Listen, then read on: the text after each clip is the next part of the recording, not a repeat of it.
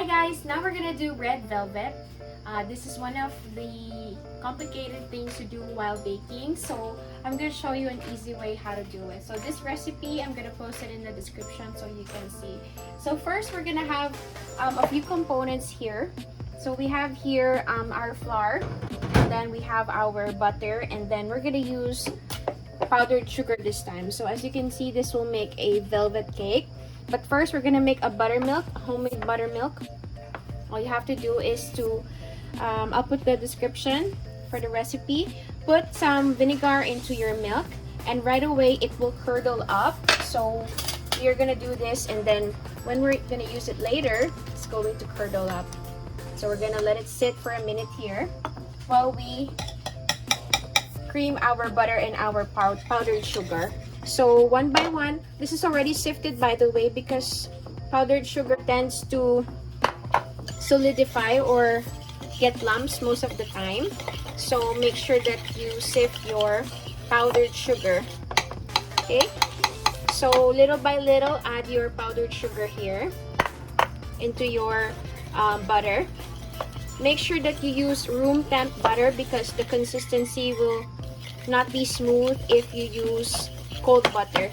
So make sure that you use room temp or softened butter for this one. Okay, as you can see, slowly it's creaming smoothly. Okay, and then after this we are going to add the eggs one by one. Okay, so for this recipe it calls for 1 piece of egg and 1 piece of egg white. So when you add this one, make sure that you add slowly so that it will not drown your already mixture. So slowly emulsify the mixture, and then you add a little bit of the egg again.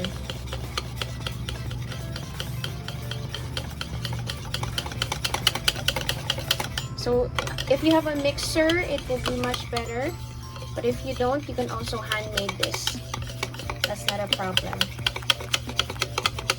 Okay, so now that it's fully incorporated, we are now going to mix in our flour.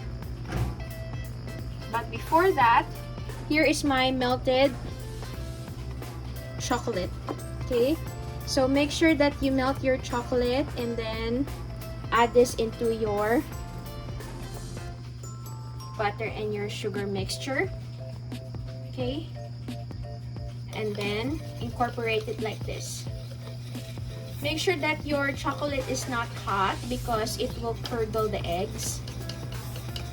So as you can see, it's creaming nicely. Just finish the whole thing. All of the measurements will be added in the description.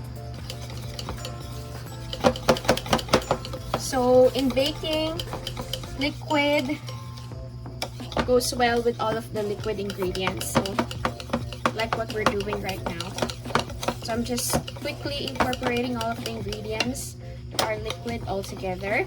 And then all of the dry ingredients is the baking powder and the baking soda into my all-purpose flour.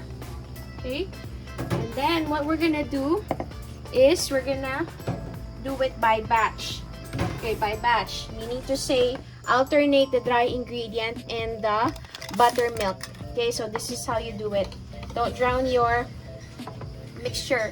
So first, add in your flour, incorporate it, let it absorb the moisture, and then that's the time that you will be adding your buttermilk. Okay, a little bit only. Don't rush this mixture. So after it absorbs the buttermilk, that's the time that you will be adding your flour again.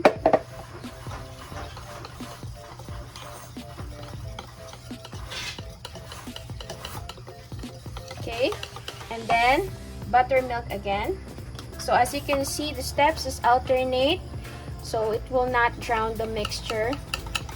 As you can see how smooth the mixture is, as long as you follow the steps that I have taught you.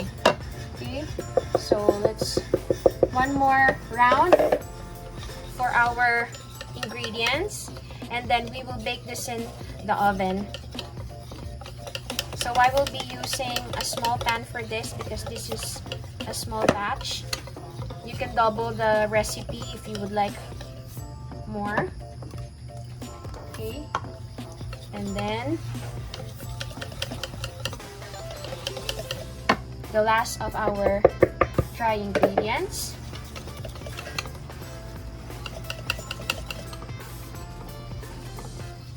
Okay, and our last for buttermilk. Do not overmix your batter because it will develop gluten, which is what we have in our flour. So once it's well combined, that's enough. And now we will be adding some chopped chocolate, dark chocolate, so that when this melt into your chocolate, it will also moisten it. So just give it a little bit of stir. And then we are going to add into our pan. Okay, you can grease your pan if you want and put parchment paper, but I will just bake it right away into my baking pan. And then bake this in the oven.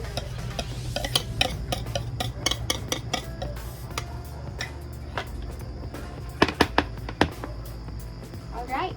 Okay, so I will be using this Chef Master gel-based food color in Christmas red. Among all of the food coloring that I've tried, this is one of the best because it brings out the color red in your velvet cake. So I'll be using 2 sticks and then just incorporate this into the mixture so that it will turn bright red. As you can see, there you go. And then after that, you have to bake this right away because we have our buttermilk and our baking soda already working. So you have to put this inside the oven right away. And we'll just transfer in our baking pan. Make sure that you have a large baking pan. So I'm using this glassware. And then just bake this in the oven. Alright, so now this is the finished product, and as you can see, it has a nice texture on it. And then you can just cool this in a cooling rack and then frost it with a cream cheese frosting.